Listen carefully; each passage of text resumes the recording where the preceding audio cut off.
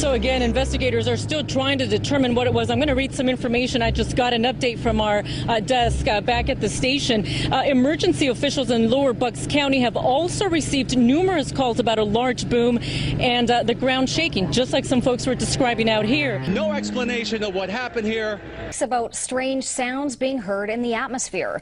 To some, it sounded like trumpets. Battleford's mayor says he can't explain it. It's 3:35 in the morning. And I keep hearing this noise that wakes me up. This is a third night in a row.